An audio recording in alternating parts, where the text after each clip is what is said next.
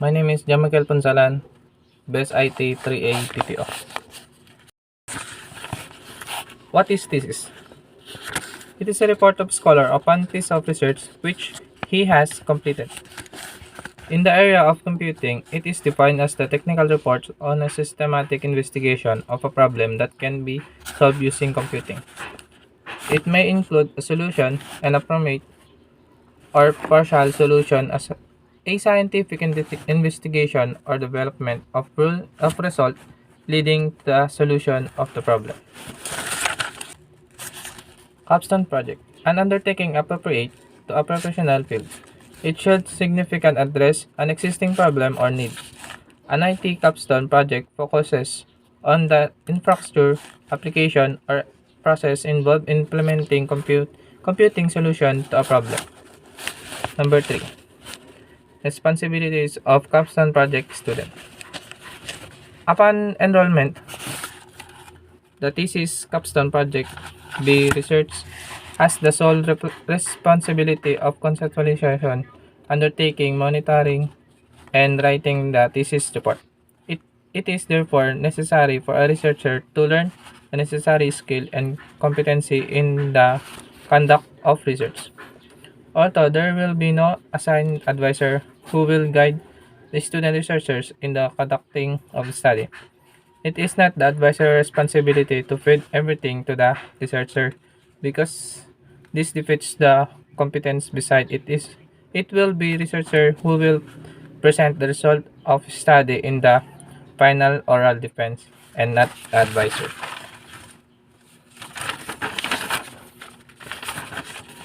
Number 4. Capstone project as a thesis and research works. Based from CHED Memorandum Order Number 25 Series of 2015, the thesis capstone project are required for candidates for graduation in all computing programs. Both the thesis and capstone project are terminal project requirements that would not only demonstrate a student comprehensive knowledge of the area of study research method used but also allow them to apply the concept and methods to a specific problem in their area of specialization. Number 5. CCS-ICT Intellectual Properties Policy. The college adopt the University Research Development Intellectual Properties Policy and the guidelines treasuring the substantial creativity, innovatives, and intellectual contribution of the faculty, research, and support staff, as well as students in the creation of intellectual properties. The university adopts the policy guidelines of Intellectual Property Office of the Philippines. Number 6. Project duration. The thesis capstone's projects will be completed with 2 semesters, Capstone Project 1 and Capstone Project 2. In case that the student will not be able to comply the requirements within the prescribed semester, she will be given another 2 semesters as extension to complete the capstone project. Failure to complete within the 4-semester duration, the student will be required to re-enroll Capstone Project 1 and Capstone Project 2, considering that the average lifespan of a software is 3 years. In case the student will pass this is Capstone Project 1 but will fail to complete Capstone Project 2 within 2 semesters, the student will require to re-enroll thesis Capstone Project 1 and thesis Capstone Project 2. Number 7. Project group composition. The capstone project will be composed of 3 members depending on the complexity of project. Students will be allowed to choose their group member, but still the subject teacher has the final decision to approve their said group depending on the capability of the members of the group. Number 8. Project advisor. The dear program chair is given the authority to select the student, advisor, and panel member based from the faculty members' competency and expertise on the capstone project topic. The selection of advisor for the capstone project will be limited to those faculty member from the ICT. Appointment of advisors from other department, colleges, institution, university will be allowed on a case basis. Contract of service or COS, faculty members may handle Capstone project advisorship provide that there will be permanent faculty member who will be co-advisor to ensure that there will be somebody will assume the advisorship once the contract for the firmer is terminated. The maximum member of Capstone project advisor is 5 per faculty members. Number 9. Panel composition. The Dean Program Chair will assign qualified and competent faculty members who will constitute the defense panel. The defense panel shall be composed of the following: Chairman, preferably the Dean Program Chair or the faculty with at least master degree. Two members, one may be the con- be a, two members, one may be the context experts.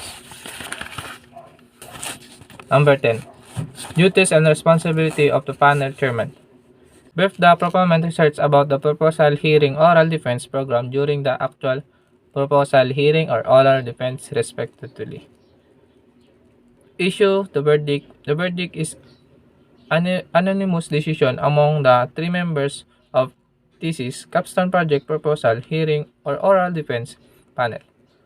Once issued, it is final and irrevocable. Nominates a thesis captain's project for the Outstanding Research Capstone Project Awards. Number 11. Duties and responsibilities of a panel member. Contents panel. Validate the endorsement of advisor panel servers as internal auditors, putting some form of check and controls on the kind of thesis capstone project being approved by the colleges. Evaluate the deliberates, recommends a verdict, listen and considers the requirements of the advisors and on the proponent's researchers. Nominate a thesis capstone project for the Outstanding Research Capstone Project Awards. Number 12. Duties and responsibility of project thesis capstone project subject. The subject teacher is by the default the advisor of all group assigned to him or her. Announce researcher captain's project areas at the start of each semester to the students. Conduct general meeting with the student to discuss the capstone project issues, guidelines, policies, and deliberates, and to allow the students to raise and clarify. Select proposal, hearing, and oral defense for each team. Schedule research capstone projects activities such as deadlines of deliberate and proposal hearing and oral defense session. Post-schedule proposal, hearing, and oral defense guidelines requires guidelines and other announcements. Furnish every members of the proposal, hearing, and oral defense panel with all the necessary capstone project documents before the proposal, hearing, and oral defense. File at least one copy of the proposal, hearing, and oral defense panel. Evaluation including reversion and revise and approved deliverable at every stage of research and capstone project. Submit collected grades of a student under his or her section for that terms. Number 13. Duties and responsibility of advisor. Ensure that the student proposed by the student conforms to the standards of college and has immediate or potential impact on the researcher trust of the university. Guides the research capstone project student in the following tasks while in other proposal stage. Defining the research problem, objectives in clear, specific terms. Building a working bibliography for the research. Identify variables and formulating hypotheses of any researcher's environment instrument to be used and data collection producer. Number 14. Thesis Captain's Project Presentation. As recommended by the Philippine Society of Education or PSITE, Research Committee public presentation is required. It should be on a school-based presentation open for viewing.